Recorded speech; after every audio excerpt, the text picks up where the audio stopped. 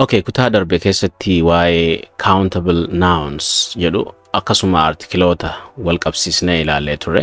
So kutaa irraa kana keessatti saffisaan gaafilee keessa haa deemnu. Wanti sun nuuf gale moo nuuf hin galle ka jedhu check haa if goonu. Let's check ourselves, okay? The first question, gaafiin jalqabaa maal jetti? Asirratti gaafitti osoo hin seenne, choose the correct article, a, an, the, or no articles. Maalifi gaafilee kanneen keessa kan artikiliin barbaanne jira. Akkasuma artikilii a jedhuu fi an kan fayyadamu jira, the kan fayyadamu jira. So isintu deebisa jechuudha. Sakandii shan qabdanii deebisaa hundaafuu jechuudha. Mee qalbiidhaan hamma xumuraan faana turaa isiniin jenna.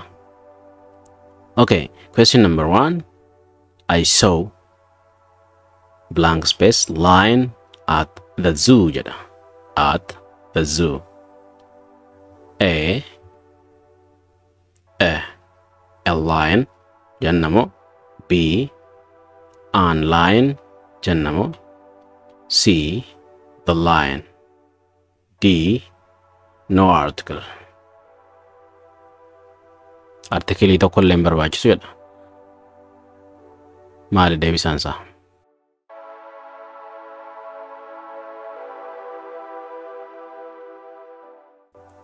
The answer is A. Deebisaan isaa A dha jechuudha. I saw a lion at the zoo. Sababiin A itti ta'eef maaliifi ibsa isaa kanaa ilaallu. Lion is a singular countable noun jedha. Leenci singular tokko jechuudha. Countable akkasuma lakkaawamaadha. Maqaa lakkaawamaadha. So begin with consonant. Sagalee maaliitiin eegala? Consonantiin eegala jechuudha. Sagalee konsonantii waan eegaluuf yookiin dubbifamaadhaan eegala. Gaaficha ilaaluudhaaf. Okay. Leenca yeroo jennu lion. Lion sin jenne leenca tokko. So yeroo wanni sun tokko ta'u. Okay. Lakkaawamaa ta'uu isaas ni beekna. Okay, singular ta'uu isaati.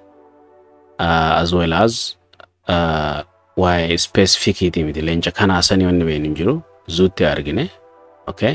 So kanaaf A fayyadamna jechuudha. Zan fayyadamnu. The ka fayyadamnu waan san informationni as keessa jiru waan san leenca san sirri beekuu keenya nu agarsiise qofa the ka jedhu fayyadamna malee. So kanaaf informationni leenci sun specific jedhu nu agarsiisu hin jiru. It is general item. It is something general. Leenci kun kam akka ta'e waan hin beekneef. Okay. It's not specified. So we have to use a article jedhu fayyadamu qabna jechuudha. I saw a lion at the zoo. Okay. So we use article A for general singular nouns. Maqoota qeenxee ta'ee fi general yeroo ta'u. Okay. Article A jedhu fayyadamnaa jedha with consonant sounds. Soundin yookiin immoo sagaleen isaa dubbifamaadha waan ta'eef.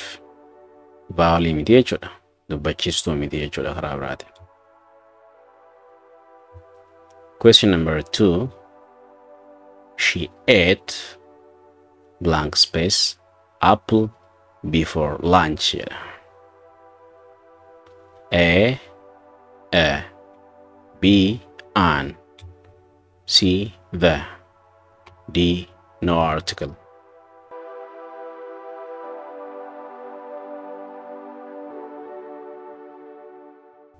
The answer is B an. She ate an apple before lunch. To explain more, apple begins with a vowel sound. As you see, it starts with vowel sound. So we use an before vowel sounds. Vowel gama duraatiin fayyadamna jechuudha. Artikilii an jedhu kana dubbachiistuu duraanii jechuudha. Please close blank space door. A B an, C the, D no article.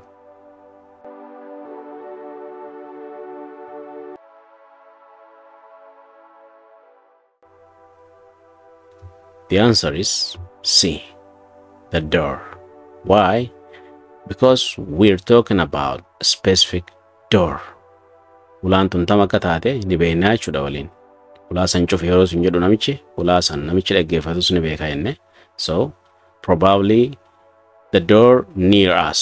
Ulaa nu dhiyootti ta'uu isaa namichi sun ni beeka jechuudha. So we use the for known or specific thing. Wanta waliin beektu yookiin wanta specific ta'eef yeroo hundayyuu maal fayyadamne article the jedhu fayyadamna jechuudha. Let's move to question number 4. I like to drink blank space milk in the morning. A, B, and C, the, D, no article.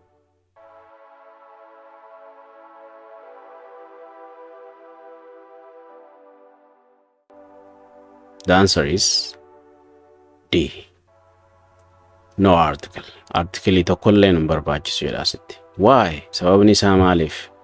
Milk is uncountable. Aanan, okay, waan hin lakkaa'amnedha jechuudha. Asirratti milk jechuun aananii, so hin lakkaa'amu aanan. Waan hin lakkaa'amneef, okay, no articles hin barbaachisu jedha articlein. Maaliif? Article yeroo jennu yeroo hundayyuu wanta lakkaa'amuuf gala jennee turre jechuudha. Ibsa keenya kan dhiyootan adirratti. Okay? So we don't use any articles in any uncountable nouns. Okay? Maqoota lakkaa'amneef maal hin fayyadamnu? Articleoota kanneen hin fayyadamnu jedha. Here in general sense, akka walii galatti fayyadamne jechuudha. So we don't use any article here. Article tokkollee hin fayyadamnu jedha asitti. He is blank space honest man. A, B, and C, the, D, no article.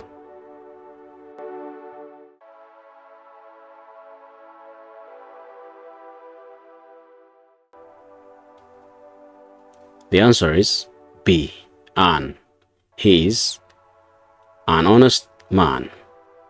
He's an honest man. Okay, the reason for this, although honest starts with H, okay, it is silent.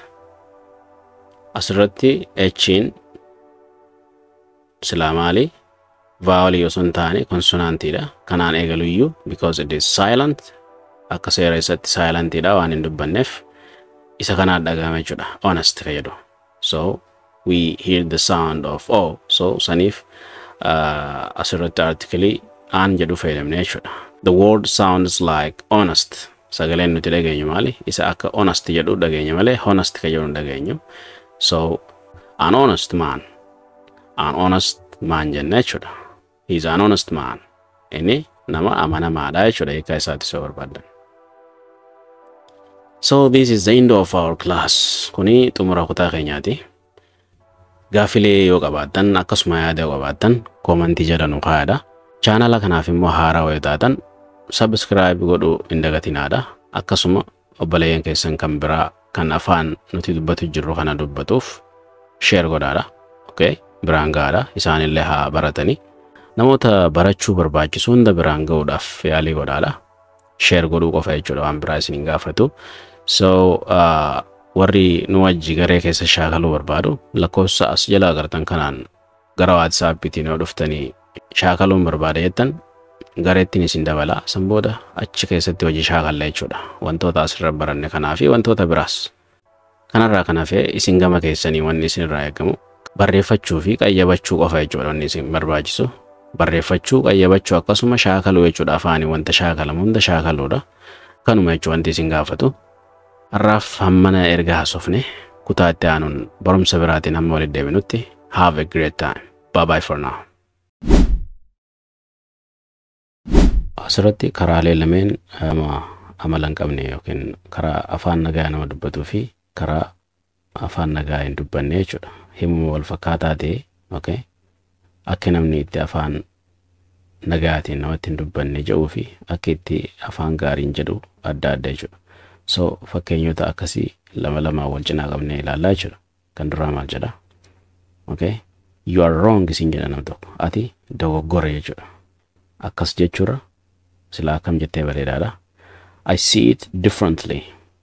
I see it differently. Akkin ani itti ilaalu adda jechuudha. Ani akka addattiin ilaala jechuu fi ati dogoggora jechuun tokkuma jechuudha. Maaliif namicha osoo hin aarsine akkas jechuu dandeessa jechuudha. In polite way. Kan biraa stop wasting my time jedha nam tokko. Yeroo kiyyanarraa gubuu dhaabii yookiin yeroo kiyyanarraa gubiin siin jedha.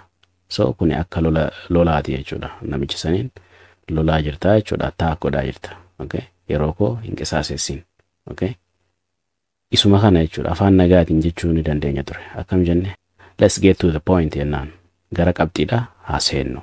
Yoo jetteen, okay? Namichaan akka yeroo ta'e hin israafne yookiin immoo hin qisaasessine gaafachaa jirta jechuudha. Okay? Ammas akkasuma you're annoying nam tokko you're annoying yoo sin jedha. Ati nama aarsitaa sin jechuu jira. Ati nama aarsitaa kana afaan nagaatiin akkam jechuu dandeenya? Akkana jenna jechuudha. I need some space. Okay? Iddoo wayii na barbaachisa. Qilleensa fudhachuu na barbaachisa. Iddoo wayii akka deemtee jechuudha. Akkas jechuu jirta. Bakka wayii na barbaachisa. Okay? Maaliif? Aartee jirta jechuudha. Namichi sin beekaa sirraa dhiisee jechuudha waan san.